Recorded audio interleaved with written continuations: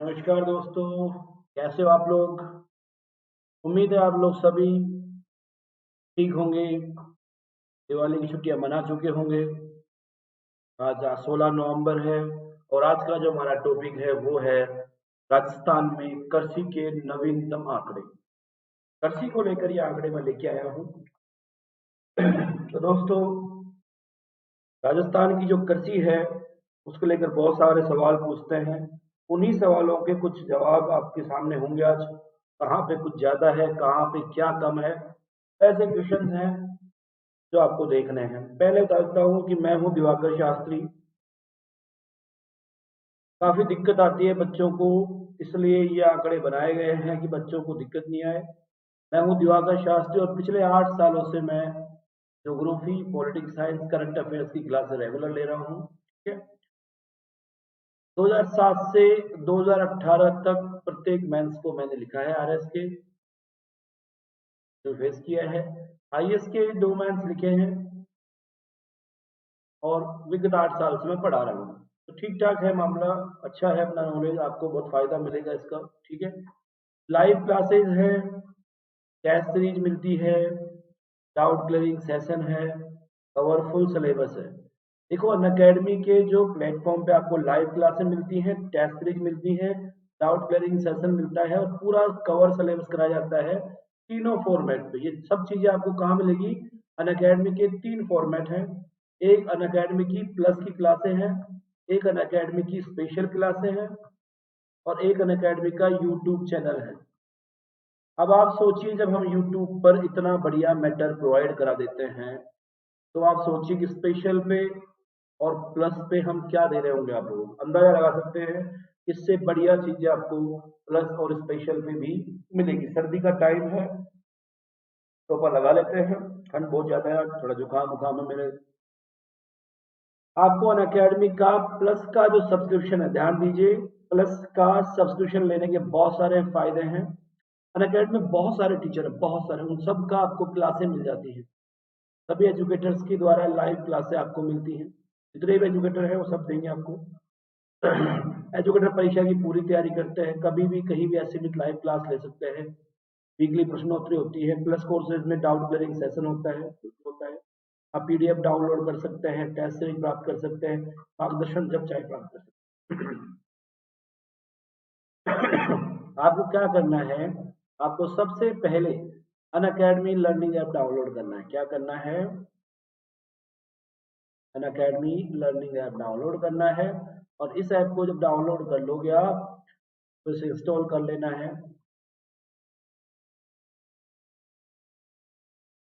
फिर आपको क्या करना है? मैनेज गोल्स है, मैनेज गोल्स में आपको स्टेट पीसीएस पूछेगा। वहां पे आप स्टेट पीसीएस में क्या कर देंगे? आरपीएससी कर देंगे। यहाँ पे आपको प्लस का अगर पूछे तो प्लस कर दीजिएगा। स्पेशल और प्लस दो है यहाँ पे, आप प्लस पे क्लिक करेंगे और फिर लास्ट में आप गेट सब्सक्रिप्शन पे क्लिक करेंगे। फिर आपको क्या करना है कि जो 12 मंथ की जो फीस पूछ रहा है, वो फीस आपको ध्यान देना है कि अन अकेडमी की फीस बहुत कम रहती है। साल भर की मात्र 7,000 रुपए है और देखा जाए तो 563 रुपए पर मंथ फीस है, कोई ज्यादा नहीं है। और 24 महीनों के तो 350 रुपए है। जियो का रिचार्ज भी 350 का ही होता है, इसमें आप 3 जीबी डाटा लेते हो तो सेम ही है ना। ये 8,400 रुपए है। और दोनों ही फीसें अगर कम हो सकती है अगर ये रेफरल कोड आप डाल लेते हो, दिवाकर 10 रेफरल कोड डाल के अप्लाई कर देना है आपको।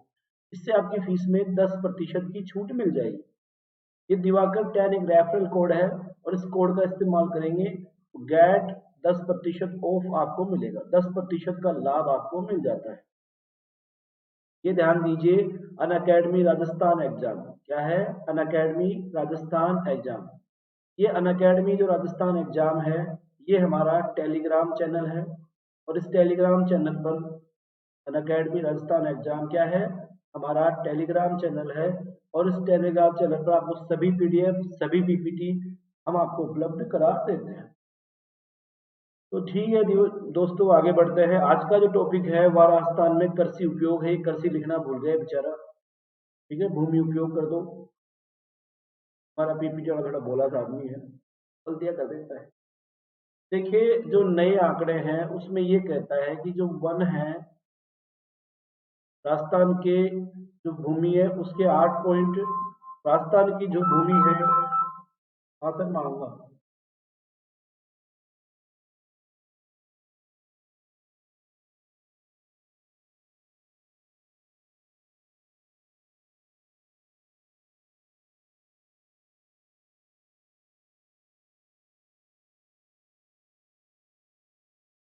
तो है ये।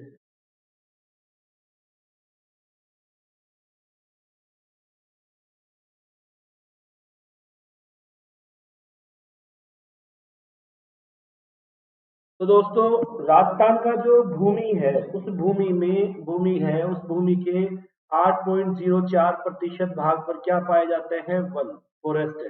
अब आप कहोगे साहब राजस्थान गवर्नमेंट के 9.7 है, प्रतिशत भाग पे वन है। ये कृषि भूमि उपयोग की बात हो रही है, ध्यान देना, यहाँ लिखा हुआ भूमि उपयोग। कृषि के लिए अनुपलब्ध भी, नॉट अवेलेबल फॉर द, कृषि के लिए, कृषि के लिए जो अनुपलब्ध भूमि है, कुल भूमि की बात हो रही है, कुल भूमि। देखो इसको दोबारा देख लेते हैं अपन एक बार, तो थोड़ा कंफ्यूजन नहीं होना चाहिए। ये आंकड़े आपको रटने हैं दोस्तों, मैं बता देता हूँ, पहले भी बाद में आपको होगी बताया नहीं, रटने ही है। रटने का मतलब कंठस्थ करने हैं, क्योंकि आजकल क्वेश्चन ऐसे ही आते हैं अच्छे एग्जामों में।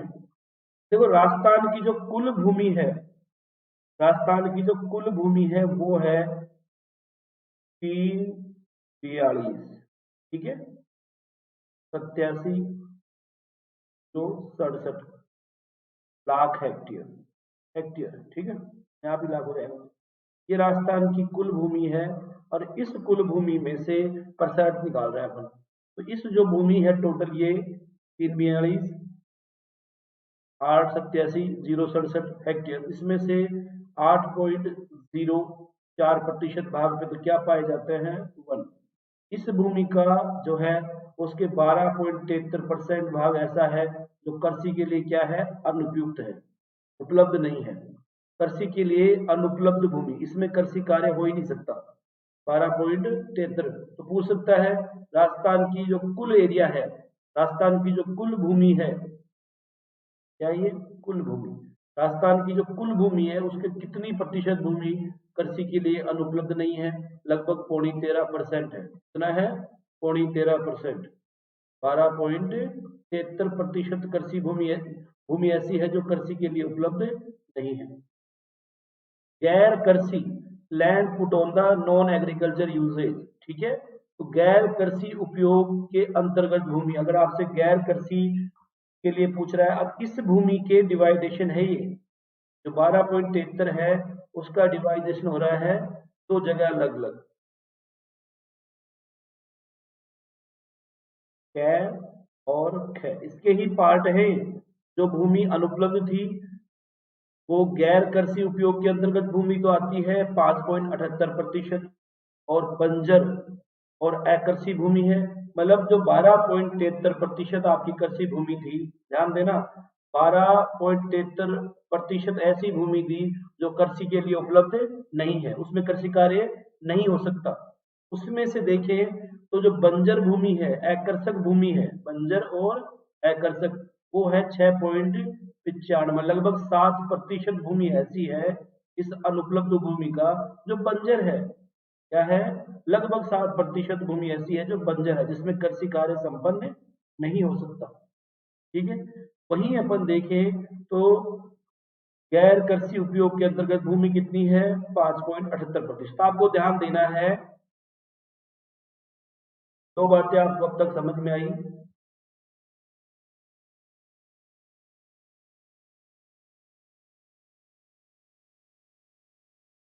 कितना बारीक होता है इसका पिन, दिखता ही नहीं कई बार। देखो अपन ने कहा कि कृषि के लिए अनुपलब्ध भूमि, मतलब कितनी भूमि कृषि के लिए अनुपलब्ध है, तो आप कहेंगे 12.73% भूमि क्या है कुल भूमि का, कृषि के लिए उपलब्ध नहीं है। उसमें से कितनी बंजर है, कितनी अकृषि योग्य भूमि है, तो आप कहेंगे लगभग 7% भूमि ऐसी है जो राजस्थान की बंजर है, बिल्कुल वहां पे कृषि कार्य नहीं हो सकता।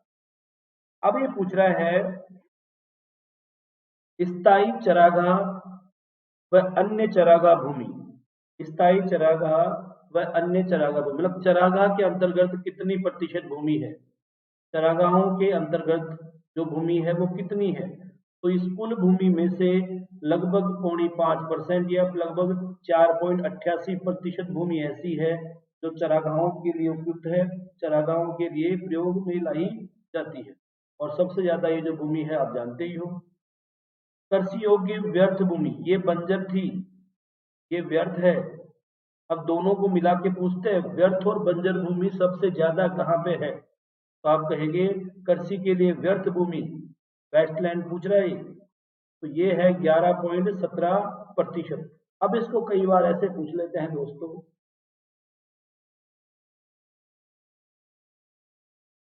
कि व्यर्थ और बंजर भूमि कितनी है, क्या है, व्यर्थ प्लस बंजर भूमि, तो आप क्या कर देंगे, इन दोनों को जोड़ देंगे।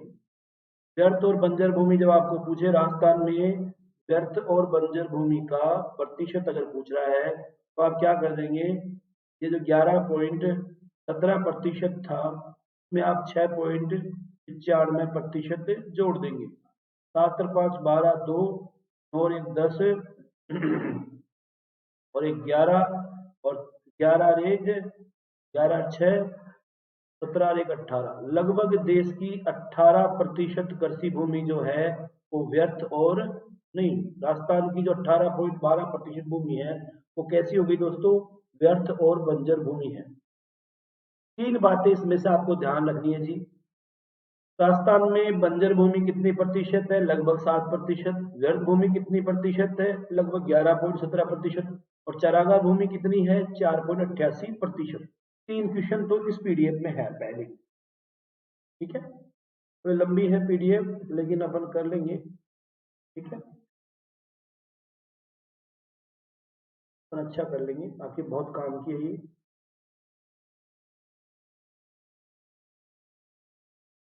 अब पूछ रहा है वर्तमान में पड़ती भूमि, वर्तमान में पोलो लैंड, ठीक है, करंट पोलो लैंड कितना है, पड़ती भूमि कितनी है, तो देखिए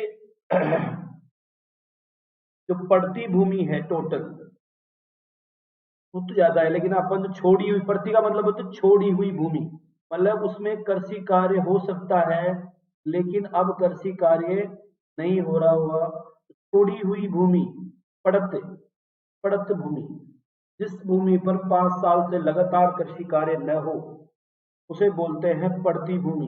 तो छोड़ी हुई वर्तमान में पड़त भूमि जो है वो कितनी है, 5.08%। राजस्थान की कुल कृषि भूमि का लगभग 5% ऐसा है जो क्या हुआ है, छोड़ी हुई है, उसमें कृषि कार्य किया जा सकता है लेकिन किसी कारणों से कृषि कार्य हो नहीं पा रहा, हो सकता है पानी नहीं हो सकता है खेती करने वाला ही नहीं हो, ऐसा तो नहीं हो सकता, पानी ही एक ऐसा रीजन है जो खेती कार्य नहीं करने दे रहा, ठीक है। तो लगभग ये 5% कृषि भूमि ऐसी है जिसपे कृषि कार्य हो सकता है लेकिन कृषि कार्य नहीं हो रहा, ये आपको ध्यान देना है। ये एग्जाम में पूछते हैं अगला कि राजस्थान का शुद्ध बोया गया क्षेत्रफल कितना है, राजस्थान का शुद्ध बोया गया नेट एरिया, ठीक है, तो शुद्ध बोया गया क्षेत्रफल थोड़ा घटा है और 52.22% है, कितना है, 52 पिछली बार ये जो था ये था 53% लेकिन इस बार शुद्ध बोया गया क्षेत्रफल घट गया। इसके अधीन जो कुल कृषि का एरिया है वो ध्यान दीजिए आप, वो है 17903 राजस्थान का जो कुल कृषि भूमि है, कुल कृषि भूमि उसमें से 1,89,3,114 लाख हेक्टेयर कृषि भूमि पे कृषि कार्य हो रहा है, ये क्या हो गया, शुद्ध कृषि, शुद्ध बोया गया क्षेत्रफल। तो एग्जाम में आता है राजस्थान का शुद्ध बोया गया क्षेत्रफल कितना है, तो आप कहेंगे राजस्थान का शुद्ध बोया गया क्षेत्रफल है 52.22%, कितना है, 52.22%। सकल बोया गया क्षेत्रफल कितना है कृषि का, तो सकल बोया गया क्षेत्रफल है 73.12%, कितना है, 73.12 रोज टॉप एरिया, ठीक है, 73.12%। सकल बोया गया क्षेत्रफल है 73.12%। और शुद्ध बोया गया क्षेत्रफल है 52.22%। अब आपको पूछ रहा है राजस्थान का दू उपज क्षेत्र कितना है। आपके मन में आ रहा होगा सकल क्या है, शुद्ध क्या है, वो अभी निकल के आ जाएगा, आप ज्यादा परेशान ना हो, ठीक है, इनमें समझ में आ जाएगा। दू उपज एरियास और मोर देन वंस, दू उपज क्षेत्र दो बार बोया गया क्षेत्र कितना प्रतिशत है, तो 20.90% राजस्थान का दो बार बोया गया क्षेत्र है। तीन सवाल हैं आपके सामने, शुद्ध बोया गया क्षेत्रफल, सकल बोया गया क्षेत्रफल, दू उपज क्षेत्रफल, दू उपज, सकल बोया, शुद्ध। अब देखो इसको समझा देता हूं मैं आपको, शुद्ध क्या है, सकल क्या है। सकल का मतलब होता है कुल कृषि भूमि जिसपे कृषि कार्य हो रहा है एक बार, मतलब यूं समझ लो, ये जो आपका है, ये जो एरिया है, ये कृषि भूमि का एरिया है सकल।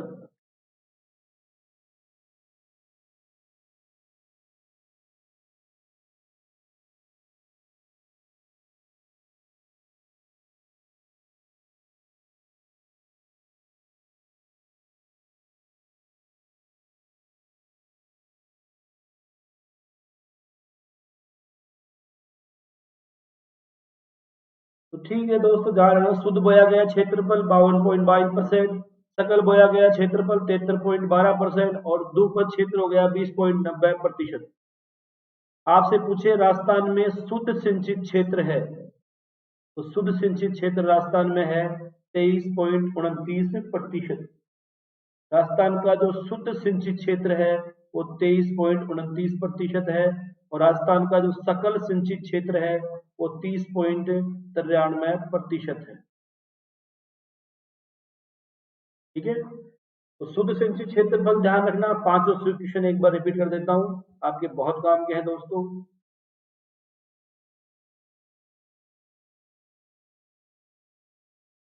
पड़ती भूमि कितनी है, 5.08%। शुद्ध बोया गया क्षेत्रफल कितना है, 52.22%। सकल बोया गया क्षेत्रफल कितना है, 73.12%। दूपज क्षेत्र जहां दो बार से अधिक पैदा होती है 20.90%, 21% एरिया। शुद्ध सिंचित क्षेत्रफल कितना है, 23.29%। सकल सिंचित क्षेत्रफल कितना है, 30.93%। ये आप समझ गए होंगे यहाँ तक। अब अगला जो है आपका वो ये है कि प्रचलित जोत धारकों की संख्या, राजस्थान में प्रचलित जोत धारकों की संख्या कितनी है, ठीक है। मतलब राजस्थान में कितने किसान हैं, इसका मतलब ये होता है जोत धारक कौन होगा, जो भूमि का मालिक होगा। तो राजस्थान में जोत धारकों की संख्या है 76.55 लाख, यानी कि राजस्थान में 76.55 लाख किसान है दोस्तों। कितने हैं, 76.55 लाख किसान हैं, ठीक है। यह संख्या कब की है, 15-16 की, जबकि यही जो किसान थे वो 2011 में 68.88 लाख थे, यानी किसानों की संख्या में 8 लाख की वृद्धि होगी मिनिमम। अब 8 लाख की वृद्धि कैसे होगी, तो आप कह सकते हो प्रचलित जोत धारकों की संख्या में कितना प्रतिशत की वृद्धि हुई, 11.14। देखो तीन क्वेश्चन है, वर्तमान में राजस्थान में भूमि जोत धारकों की संख्या, तो आप कहोगे 76.55 लाख। राजस्थान में पहले 2011 में जोत धारकों की संख्या 68.88 लाख। प्रचलित भूमि जोत धारकों की संख्या में कमी या वृद्धि, वृद्धि हुई है 11.14%। तो आपको ध्यान देना है, यह जो वृद्धि हुई है ये संयुक्त परिवारों के विघटन की हुई है। जैसे मेरे दादाजी थे, मेरे दादाजी के नाम जमीन थी, फिर उनके 3 बेटे हैं, तो जमीन 3 भागों में बट गई, तो एक खातेदार की जगह 3 खातेदार बन गए, और बुआ जी और हो गई 5। तो यूं समझ के कितना बढ़ गया होगा, हम लोग सोचो। वैसे आपके दादाजी हैं, एक दादाजी थे, एक के नाम थी, अब वो दादाजी खत्म हो जाएंगे तो कितने लोगों के नाम हो जाएंगे, कि बेटियों के नाम, उनके बेटियों के नाम। तो ऐसे कर करके एक तो ये हो गया। दूसरा तरीका है संयुक्त परिवारों का विघटन, पहले लोग साथ में रहते थे, जमीन एक के नाम रहती थी, अब अलग अलग हो गए, तो ये दर्शाता है कि संयुक्त परिवारों का विघटन हुआ है, ये भी ये बता रहा है, ठीक है। राजस्थान में कुल जोतों का क्षेत्रफल कितना है, राजस्थान में कुल जोतों का क्षेत्रफल कितना है। देखो भाई 2010 में ये क्षेत्रफल था 10-11 में 211.36 लाख। तो कुल आपको पूछे कि राजस्थान में 2010-11 में कितना था, 211.36 लाख हेक्टेयर, जबकि 2015-16 में कितना हो गया, तो आप कहेंगे 208.73 लाख हेक्टेयर। यानी कि कुल जोतों की संख्या में 1.24% की क्या गई है, कमी। आपको ध्यान देना है, कुल जोतों की संख्या में, कुल जोतों की संख्या में 1.24% की कमी आई है, ठीक है। आपको पूछे राजस्थान में औसत जोताकार है, तो देखिए राजस्थान में वर्तमान में जो औसत जोताकार है 2.73 हेक्टेयर है। कितना है, राजस्थान में औसत जोत जो आकार है वो है 2.73 हेक्टेयर। पहले जो जोताकार था वो था 3.07।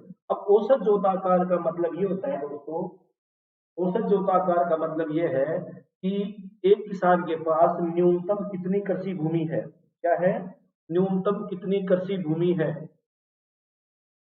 तो न्यूनतम जो कृषि भूमि है राजस्थान में एक किसान के पास वो है 2.73 हेक्टेयर, लगभग 10-10.25 बीघा जमीन हो गई। एक हेक्टेयर में 4 बीघा होती है, तो थोड़ा कम हो जाएगा 12 बीघा से, 3 हेक्टेयर तो है नहीं।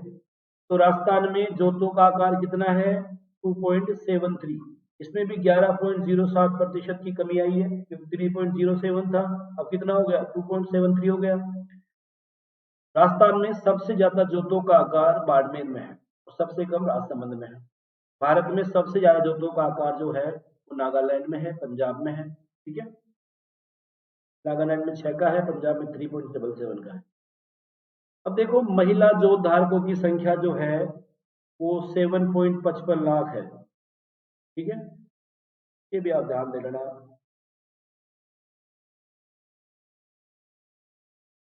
और महिलाओं की जोतों की संख्या में 41.94% की वृद्धि हुई है।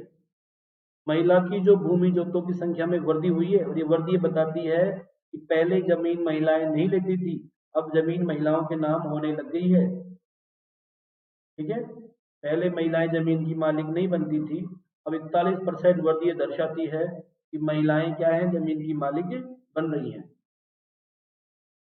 आपको पूछे कि शुद्ध नहरों द्वारा सिंचित, नहरों द्वारा राजस्थान में 24.13% भाग में सिंचाई होती है। ध्यान देना है, नहरों द्वारा राजस्थान में, राजस्थान का जो कुल एरिया है, कुल कृषि भूमि है, उसके 24.13% भाग पर नहरों द्वारा सिंचाई होती है। तालाबों द्वारा सिंचाई होती है वो 0.8% भाग पे होती है, ठीक है। ट्यूबवेल द्वारा 43.64% भाग सिंचाई होती है, और कुओं द्वारा 25.88% भाग पर सिंचाई होती है। राजस्थान की जो कृषि भूमि है, आपको पूछेगा सबसे ज्यादा सिंचाई किससे होती है, तो सबसे ज्यादा सिंचाई किससे हो रही है, ट्यूबवेल से।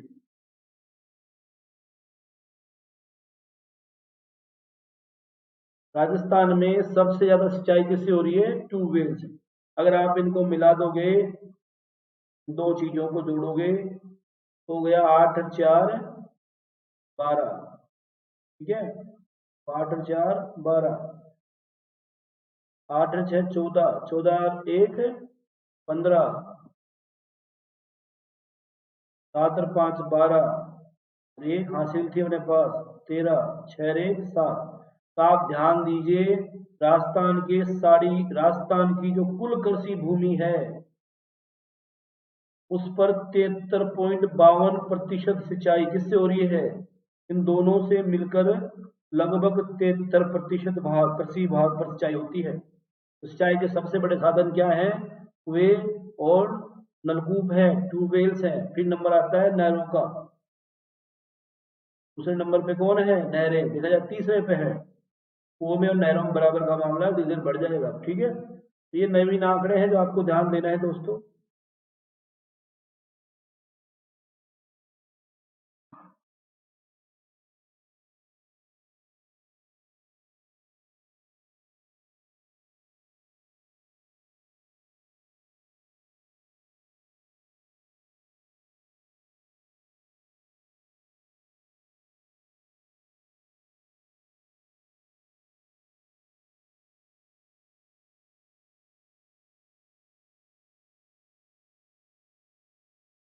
देखो भाई, राजस्थान में फसलवार क्षेत्र, देखो आपको ध्यान देना है, राजस्थान में जो राजस्थान का जो कुल कृषि क्षेत्रफल है, राजस्थान के जो कुल कृषि क्षेत्रफल है, कुल कृषि क्षेत्रफल, राजस्थान जो कुल कृषि क्षेत्रफल है उसके 59.98% भाग पर, 59.98% भाग पर, लगभग 60% भाग पर खाद्यान्न फसलें की जाती हैं।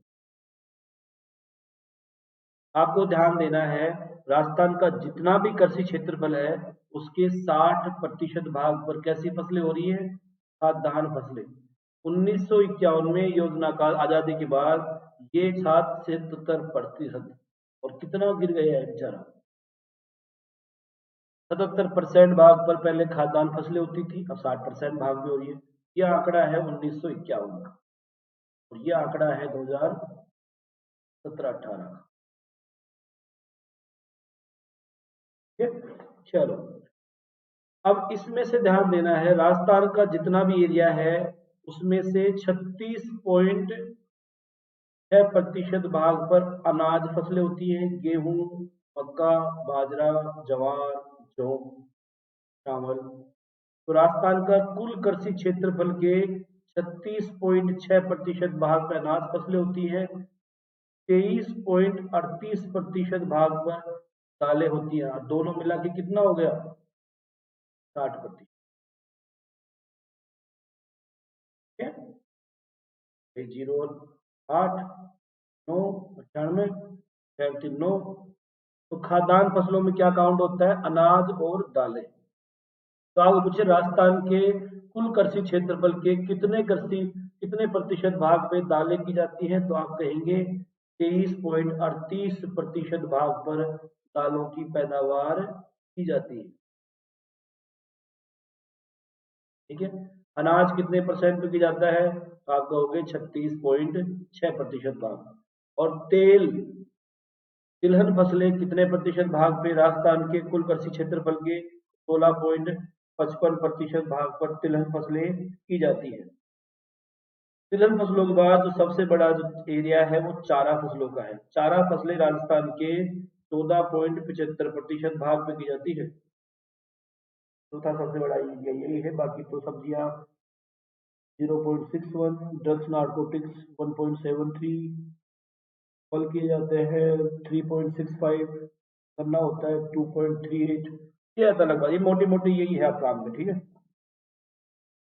अब आपसे पूछ रहा है सर्वाधिक, ये देखो जो लास्ट नवीनतम आंकड़े आपके सामने हैं और आपको इनको रटने हैं दोस्तों। कुल खादानों की बात हो रही है। खादानों के उत्पादन में आपको पहली बात ध्यान देनी है, खादानों के उत्पादन में यानी दाल और अनाज दोनों में मिलाकर सबसे ज्यादा पैदा कहाँ कौन कर रहा है, अलवर। कुल खादानों के उत्पादन में पहला नंबर आ गया है अलवर का, गंगानगर को पछाड़ दिया। दूसरे नंबर पे गंगानगर, तो तीसरे नंबर पे हनुमानगढ़। तो कुल खादानों के उत्पादन में पहले नंबर पे कौन है दोस्तों, ध्यान देना है, कुल खादानों के उत्पादन में पहले नंबर पे कौन है, आप बोलेंगे पहले नंबर पे अलवर है। दूसरे नंबर पे कौन है खादानों के उत्पादन में, गंगानगर। और तीसरे नंबर पे कौन है, हनुमानगढ़। याद कर लेना इनको। अब न्यूनतम खादानों का उत्पादन, ये न्यूनतम है भाई, कुल खादानों में न्यूनतम उत्पादन। तो सबसे ज्यादा जहां अलवर में हो रहा था, हाईएस्ट कहाँ हो रहा था, अलवर में, फिर गंगानगर में, और फिर हनुमानगढ़ में। तो न्यूनतम खादानों के उत्पादन की बात करें तो न्यूनतम खादानों का उत्पादन हो रहा है सिरोही में। सिराई में सबसे कम खादानों का उत्पादन होता है, फिर जैसलमेर में उससे ज्यादा होता है, और फिर डूंगरपुर में होता है। कुल अनाज, अगर कुल अनाज की बात करें तो कुल अनाजों के उत्पादन में, कुल अनाजों के उत्पादन में जो खाने की फसलें हैं जैसे गेहूं, चावल, जौ, बाजरा, जवार, रागी, उनके उत्पादन में अलवर पहले नंबर पे है। कुल अनाजों के उत्पादन में अलवर पहले नंबर पे, गंगानगर दूसरे, हनुमानगढ़ तीसरे। वो ऐसे कैसे है आंकड़ा। ठीक है, लेकिन कुल अनाजों के उत्पादन में सिरोही नहीं है। अब इस बार कौन है? जैसलमेर है। सबसे कम कहाँ हो रहा है? कुल अनाजों का उत्पादन की बात करूं तो सबसे कम जो उत्पादन हो रहा है वो जैसलमेर में हो रहा है। कहाँ पे हो रहा है? जैसलमेर में हो रहा है। यहाँ तक याद रखो दोस्तों, ठीक है। फिर सिरोही और फिर चूरू। अगर हम दालों की बात करें, दालों का सबसे ज्यादा उत्पादन कहाँ होता है?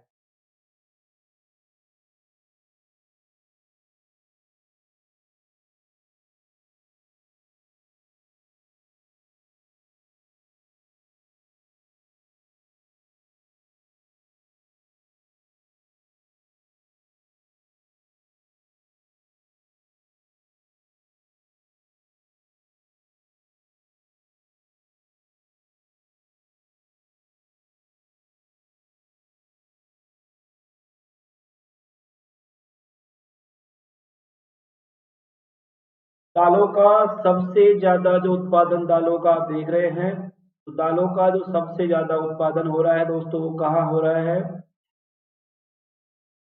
ध्यान दीजिए दोस्तों, दालों का सबसे ज्यादा उत्पादन कुल दलहन के उत्पादन में सबसे ज्यादा आगे है बीकानेर।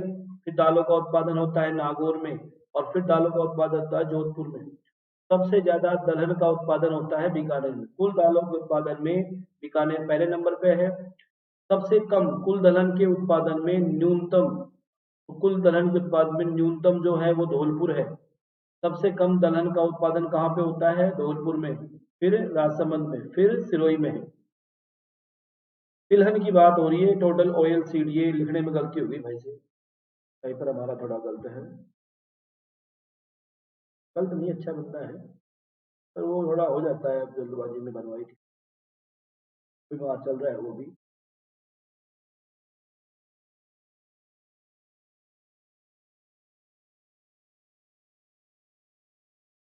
कुल तिलहन के उत्पादन देखो, दलहन के उत्पादन बीकानेर ज्यादा है और तिलहन के उत्पादन में बीकानेर फर्स्ट है। दलहन के उत्पादन में जोधपुर दूसरे नंबर पे है और तिलहन जोधपुर तीसरे पे है। तिलहन के उत्पादन में जोधपुर क्या है? दूसरे नंबर पे है। और तिलहन के उत्पादन में भरतपुर क्या है? तीसरे नंबर पे है। ठीक है। तो दलहन के उत्पादन में बीकानेर सबसे ज्यादा और तिलहन के उत्पादन में भी बीकानेर सबसे ज्यादा। तिलहन का जो न्यूनतम उत्पादन होता है वो राजसमंद में होता है। ध्यान देना, तिलहन का जो न्यूनतम उत्पादन हो रहा है वो कहाँ हो रहा है? राजसमंद में। तिलहन का सबसे कम उत्पादन जो होता है वो राजसमंद में हो रहा है। राजसमंद में न्यूनतम तिलहन का उत्पादन होता है। उसके बाद तिलहन का उत्पादन उदयपुर में होता है और फिर सिरोही होता है। तो तिलहन में सबसे ज्यादा उत्पादन कौन कर रहा है? बीकानेर। सबसे कम उत्पादन कहाँ हो रहा है? राजसमंद। ये कुछ फसलें हैं जिनका क्षेत्रफल वो है, उत्पादन सबसे ज्यादा कम। तो देख लेते हैं, कुछ फसलें हैं और कुछ मैं जोड़ देता हूँ आपको। देखो, चावल जो है, चावल में कंट्रोवर्सी हो गई है वापस। चावल का उत्पादन अब बूंदी सबसे ज्यादा है। पहले चावल के उत्पादन में हनुमानगढ़ ज्यादा था और वर्तमान में कौन है? बूंदी। चावल का जो सबसे ज्यादा उत्पादन हो रहा है वो कहाँ हो रहा है? पहले नंबर पर ध्यान देना है, बूंदी में सबसे ज्यादा हो रहा है। उसके बाद कहाँ हो रहा है? हनुमानगढ़ में उत्पादन हो रहा है। चावल के उत्पादन में प्रथम तीन जो जिले हैं वो है, सबसे ज्यादा उत्पादन बूंदी में है, फिर हनुमानगढ़ में है और फिर कोटा में है। ये आप ध्यान देना, 17-18 के नवीन आंकड़ों में सबसे ज्यादा जो यही लास्ट आंकड़े हैं, दूसरे कुछ नहीं है। ठीक है। जवार की बात करें तो जवार, सबसे ज्यादा जवार का उत्पादन कहाँ हो रहा है? अजमेर में। जवार का सबसे ज्यादा उत्पादन कहाँ होता है? अजमेर में होता है और फिर भीलवाड़ा में। अगर हम जवार की बात करें तो जवार का सबसे ज्यादा उत्पादन अजमेर में है, ठीक है, और फिर भीलवाड़ा में। बाजरा की बात करें, बाजरा कंट्रोवर्सी रहा है, कभी जयपुर, कभी बाड़मेर, कभी अलवर। बाजरा वापिस कहाँ पे है? सबसे ज्यादा अलवर में। बाजरे का सबसे ज्यादा उत्पादन हो रहा है वर्तमान में अलवर में हो रहा है। फिर जयपुर, फिर दूसरे नंबर पे जयपुर है और तीसरे नंबर जो उत्पादन हो रहा है जोधपुर। बाड़मेर नंबर 3 में नहीं है। तो सबसे ज्यादा उत्पादन कहाँ हो रहा है बाजरे का? जयपुर में, और उसके बाद कहाँ, सॉरी अलवर में, उसके बाद कहाँ हो रहा है? जयपुर में। मक्का की बात करें तो मक्का ना चित्तौड़ में है ना उदयपुर में। मक्का का जो सबसे ज्यादा उत्पादन वर्तमान में हो रहा है, तो मक्का का सबसे ज्यादा उत्पादन कहाँ हो रहा है? भीलवाड़ा में। फिर कहाँ हो रहा है? चित्तौड़गढ़ में। और फिर कहाँ हो रहा है? फिर उदयपुर में हो रहा है। तो मक्का का सबसे ज्यादा उत्पादन भीलवाड़ा में, फिर चित्तौड़गढ़ में, और फिर उदयपुर में। मिलेट्स, मिलेट्स का सबसे ज्यादा उत्पादन होता है डूंगरपुर में, उसके बाद हो रहा है बांसवाड़ा में। ठीक है, सबसे ज्यादा उत्पादन जो हो रहा है वो डूंगरपुर में हो रहा है, और फिर कहाँ हो रहा है? बांसवाड़ा में हो रहा है। सोयाबीन की बात करें, सोयाबीन भी डिस्टर्ब करती है। सबसे ज्यादा सोयाबीन वर्तमान में झालावाड़ में है, उसके बाद बारां में है, तीसरे नंबर पे प्रतापगढ़ है। सोयाबीन के उत्पादन में आपको ध्यान देना है कुछ नामों पे, जहां मैं गौर कराऊं जो डिस्टर्ब करते हैं। देखो, ये नई चीज है चावल। चावल के उत्पादन में कौन है? बूंदी। चावल कोई बड़ी बात नहीं। बाजरा बहुत बार पूछती है गवर्नमेंट, अलवर है। मक्का भी बदला है, भीलवाड़ा में है, पिछली बार बदला था। ठीक है, और सोयाबीन भी आपको ध्यान देना, इसमें तीन बातों पे ध्यान देना। सोयाबीन झालावाड़ में, मक्का भीलवाड़ा में, बाजरा अलवर में, और चावल बूंदी में। ये तीन बातें आप ध्यान दे लेनी है।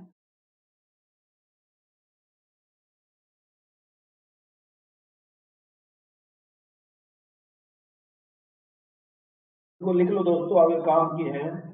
अगर आप लिख रहे हो तो इनको लिख लो। ठीक है, बना लो इनको एक बार। चलो आगे बढ़ते हैं, और अगला जो है आपका, में देख लेते हैं पहले तारा मीरा। तारा मीरा जो है, तारा मीरा का जो उत्पादन वर्तमान में कौन कर रहा है? पाली। ये भी आप ध्यान देना। दूसरे नंबर पे गंगानगर है। अलसी का एरिया बदला है, अलसी पहले नागौर में थी, अब कहाँ चली गई? प्रतापगढ़ में। पहले अलसी कहाँ थी? नागौर में थी, अब नागौर सेकंड नंबर पे चला गया है। गन्ना बूंदी में था। आरपीएस 18 जो एग्जाम था 2018 में, जो एलडीसी था उसमें गंगानगर बूंदी माना भी, उसके बाद में दो तीन एग्जाम में बूंदी माना। लेकिन गन्ना वापस कहाँ पे आ गया? बूंदी टॉप 3 में भी नहीं है। गंगानगर, चित्तौड़गढ़ और बारां। तो वापस गन्ने में कौन आ गया? गंगानगर। मेहंदी जो है सोजत की फेमस है, आप जानते हो, और मेहंदी सबसे ज्यादा कहाँ हो रही है? पाली में हो रही है। धनिया झालावाड़ में है सबसे ज्यादा, दूसरे नंबर पे है बारां में। ठीक है, जीरा जोधपुर में है। जीरा सबसे ज्यादा कहाँ हो रहा है? जोधपुर में। फिर बाड़मेर में हो रहा है। मेथी जैसे चल रही है वैसी ही है, बीकानेर में है, फिर जोधपुर में है, और फिर सीकर में है। लहसुन बारां में है, फिर कोटा में है, और फिर झालावाड़ में है। और दो तीन फसलें हैं वो भी आप देख लो। कुछ फसलें हैं जिनके बारे में बता देता हूँ फटाफट फटाफट मैं आपको।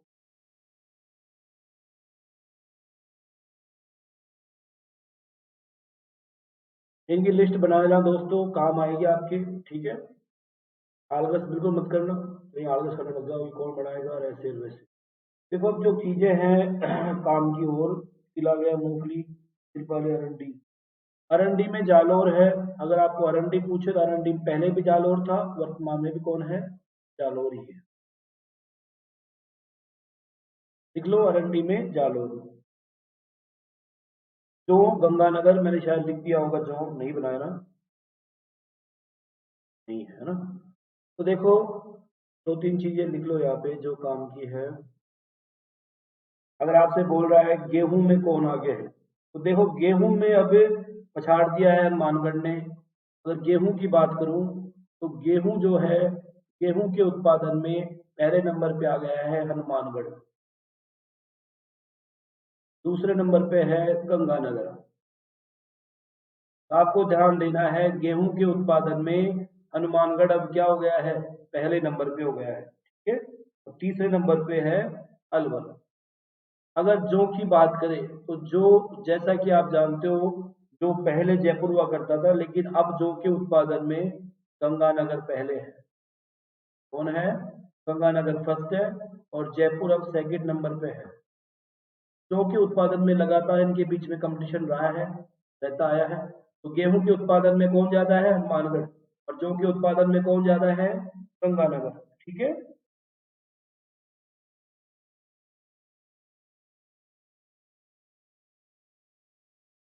चना आपको पूछे, चना, चना को लेकर आप काफी कंफ्यूजन हो, तो चना के उत्पादन में जो है वो बीकानेर पहले नंबर पे है, ठीक है। दूसरे नंबर पे जो है पाली है, बेटा लिख लो, इनको काम आएंगे ये आपके बहुत। और फिर 12 है। तो चने के उत्पादन में सबसे ज्यादा चना हो रहा है बीकानेर में, फिर पाली में, और फिर 12 में, ठीक है। अगर आपको सरसों पूछ रहा है, सरसों का उत्पादन, तो देखो दोस्तों, सरसों का जो उत्पादन है, सरसों का जो सबसे ज्यादा उत्पादन हो रहा है वो अलवर में है, भरतपुर नहीं है, फिर भरतपुर है, और फिर गंगानगर है। सरसों का जो सबसे ज्यादा उत्पादन हो रहा है वो कहाँ हो रहा है? अलवर में हो रहा है। उससे आगे तारा मिरा आई नहीं, आपका गवार, मेहंदी आएंगे, मिर्च, धनिया, जीरा, हल्दी बूंदी में है, अदरक नागौर उदयपुर में है, सौंफ अजवाइन चित्तौड़गढ़ में है, तंबाकू जालौर में है, इसबगोल बाड़मेर में है, ठीक है। तो भाई दोस्तों, ये कुछ है आपका करंट, काफी मैंने बढ़ा दिया है, कुछ चीजें अगर नहीं है तो वो अपन करा लेंगे, कोई बड़ी बात नहीं है। एक बार फिर स्पेशल पे और प्लस पे ले लेंगे क्लासों को। तो ठीक है दोस्तों, आ जाओ फिर, कल से रेगुलर अपन लाइव क्लास स्टार्ट हो जाएंगी, मिलते हैं फिर। कंट्रोल आर दबा के खत्म करते हैं मैटर। तो ठीक है दोस्तों, फिर मिलते हैं कल।